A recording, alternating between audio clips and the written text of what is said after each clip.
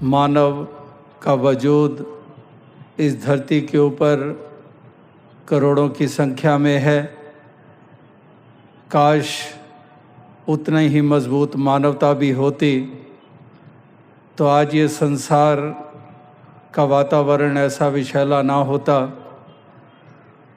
मानवों की कमी नहीं है, कमी है तो मानवता की कमी है, क्योंकि इंसान इस मानवता की भावना से, इस इंसानियत की भावना से युक्त इतनी आसानी से नहीं होता है। कदम तो इंसान के चलते हैं, लेकिन अक्सर जिस तरफ सबसे ज़्यादा ज़रूरत है उस तरफ इतनी अधिक नहीं चलते हैं। तो इसलिए भक्त महापुरुष वो लगातार उसी तरफ ये मुख करने का प्रयास करते आ रहे हैं, और अगर सही दिशा की तरफ मुख हो जाए तो मंजिल मिल जाती है। अगर मुख हमारा विपरीत दिशा की तरफ हो तो हम मंजिल से और दूर जाते हैं। ये हम साधारण मिसाल के रूप में देख सकते हैं कि अगर सही दिशा की तरफ हमारा मुख है और उस तरफ बढ़ेंगे तो मंजिल के करीब जाते हैं और मंजिल पे पहुंच जाते हैं। लेकिन अगर बिल्कुल ही विपरीत दिशा की तरफ मुख हो जाए और उसी डायरेक्शन में हमारा एक एक कदम हमें मंजिल से और दूर ले जाता चला जाता है। तो यही हालात है इंसान के कि इसका मुख ही दूसरी ओर हो चुका है, और जिसके कारण इस मंजिल से दूर होता जा रहा है। पाना तो दूर की बात, और दूर होता जा रहा है। ऊंचाई तक पहुंचना तो दूर की बात, और गहरी खाई में गिरता चला जा रहा है। तो संतों महात्माओं ने यही जतन युगों युगों से किए हैं कि इंसान तू इस बात को जितनी जल्द समझ लेगा उतनी जल्द तेरा कल्याण हो जाएगा, और तेरा कल्याण हो जाएगा तो औरों को भी राह दिखाने वाला बन जाएगा। तू भी वो रोशन मीनार बन जाएगा जिस रोशन मीनार का अनुसरण करके अनेकों अनेकों औरों को भी वो दिशा मिल जाएगी, और दिशा सही मिल गई तो दशा भी बदल जाती है। ये जो दशा है इंसान की, ये जो हालत है इंसान की, इसमें बदलाव आ जाता है। तो इसलिए कहने का भाव कि वो एक कदम जिस ओर बढ़ने चाहिए उस ओर संत तुकाराम जी ने बढ़ाया। जिस ओर बढ़ने चाहिए कदम संत ज्ञानेश्वर जी ने उस तरफ कदम बढ़ाए, औरों को भी उसी ओर बढ़ने की प्रेरणा दी। और इसी प्रकार से नामदेव जी, समर्थ गुरु रामदास जी, या फिर कबीर जी, रविदास जी, मीराबाई, मुक्ताबाई या बुल्ले शाह जी इत्यादि अनेकों अनेकों रूप इस धरती पे आए। भाषाएं उनकी बदलती गईं। भाषाओं में समानता नहीं थी। कहीं मराठी, कहीं पर कन्नड़, कहीं पर तेलुगु, कहीं पर एक सदुखड़ी भाषा जो कबीर जी की भाषा मानी जाती है, कहीं पर संस्कृत के श्लोक हम सतयुग से सुनते आ रहे हैं। तो इस प्रकार से कहीं पर लैटिन, कहीं पर कोई और लिपि, कोई और भाषा। लेकिन जहाँ तक सवाल है महापुरुष संत जनों के निर्देश का या संदेश का, उसमें कहीं पर भी अंतर नहीं है। वो सब एक मत हैं। एक भिन्नताएं होती हैं संस्कृतियों में, भाषाओं में, पहरावों में, लेकिन जहाँ तक उसूल हैं उन उसूलों में कहीं पर भी कोई भेद नहीं है। तुकाराम जी का भेद चैतन्य महाप्रभु से नहीं है। इसी प्रकार से नामदेव जी का भेद कहीं पर ज्ञानेश्वर जी से नहीं है।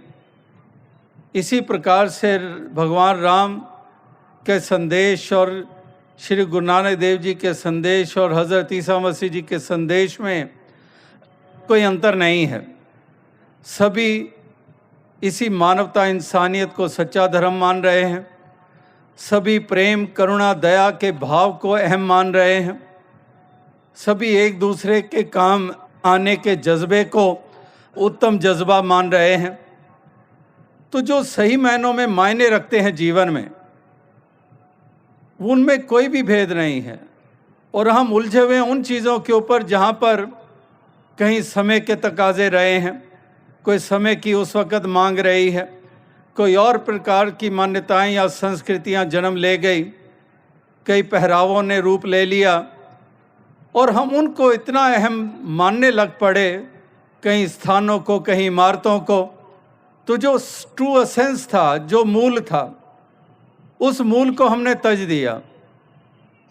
जहाँ परमात्मा रूपी मूल, वहाँ पर गुरु पीर पैगंबर और भक्त जनों के संदेश रूपी मूल, उस मूल से हम हटते जा रहे हैं, परमात्मा से हटते जा रहे हैं, परमात्मा के बनाए संसार को अहमियत दे रहे हैं। ये जो सारा ही कायनात, ये सारा ही वजूद बना हुआ है, ये कादर की कुदरत है। तो कुदरत कादर ने बनाई है, ठीक है, कुदरत की सराहना भी हमने करनी है, कुदरत के नज़ारे भी हमने लेने हैं, लेकिन ये क्यों भूल जाएं कि ये कुदरत का वजूद भी कादर के कारण है। तो कादर को विसार देना, कलाकार को विसार देना और कलाकृतियों में ही केवल उलझ जाना, तो ये इंसान निरंतर करता चला जा रहा है। तो जहाँ पर इस मूल की अहमियत है, जैसे वो सागर और सागर की लहरों का जिक्र लगातार हो रहा है कि सागर की लहरों का वजूद सागर के कारण है। कभी हम सोच सकते हैं कि लहरों का वजूद हो सकता है सागर के बगैर, कि सागर हो ही नहीं और लहरें हों, सूर्य हो ही नहीं और सूर्य की किरणें हों। किरणों का वजूद सूर्य के कारण है, ना कि किरणों के कारण सूरज का वजूद है। तो इसी प्रकार से ये इंसान को समझना ज़रूरी है कि ये पहल और पहला एक दर्जा है इस मालिक खालिक का, इस निराकार अकाल पुरख का, और इसको हम वो प्रथम दर्जा इस जीवन में देते नहीं हैं। हम दर्जे देते हैं दुनिया और दुनियादारी को, दुनियावी पदार्थों को, उन प्राप्तियों को, उनको हम प्राथमिकताएं देते हैं, उनको प्रेफरेंसेस देते हैं, उनको हम विशेष मानकर चलते हैं और उसी का पीछा करते चले जाते हैं सारी उम्र। और उनका पीछा करते हैं इस कदर जैसे परछाइयों का पीछा, और परछाई का पीछा सारी उम्र करते चले जाएं, परछाई कहाँ पर हाथ आती है। तो जिसकी परछाई है उसी को पकड़ लें तो तभी बात बनती है। तो इसीलिए कहने का भाव यही है कि संत महात्मा भक्त जनों ने इसीलिए ये पैगाम इंसान को ये युगों युगों से दिया है कि हे मानव इंसान, तू इस परमात्मा ईश्वर निराकार ये जो सत्य है, इस सत्य का बोध हासिल कर ले।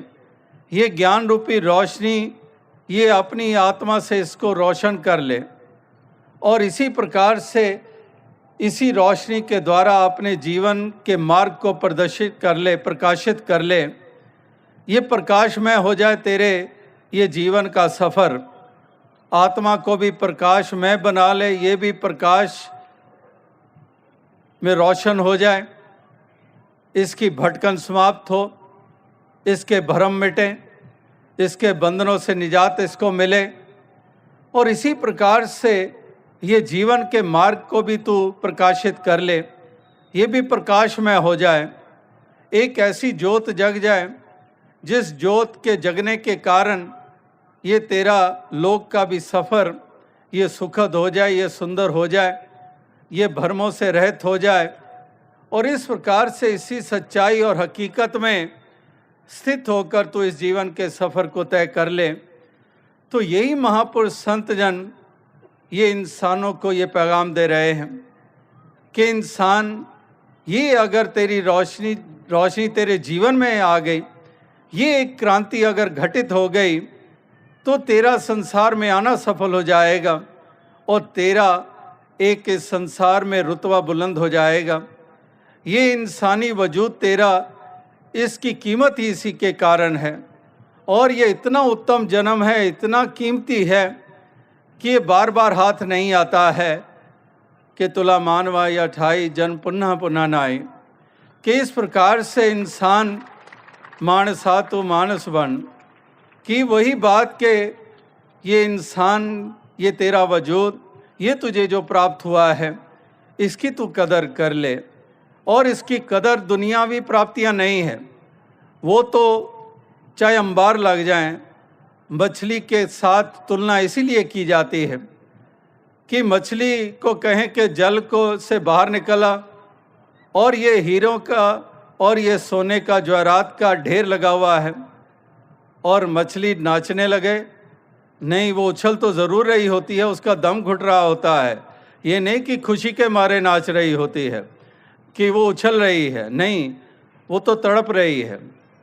वो जानती है कि ये हीरों के अंबार और एक तरफ जल, वो पानी ही तो मेरा जीवन है। तो वो जीवन उसका, वो जानती है कि जल के कारण ही है, और जल से तोड़ दो और इस हीरे के जवाहरात पे मुझे रख दो तो मेरा तो कुछ भी ना बना, मैं तो पहले हाल से भी गई।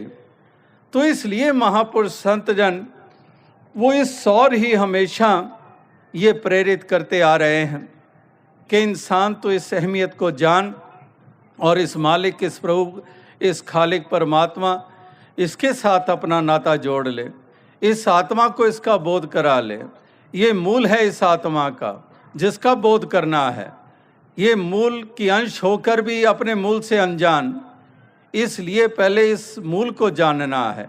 जानारी करा कल्याण, ये लगातार ये कहा जा रहा है कि जानने से कल्याण होगा।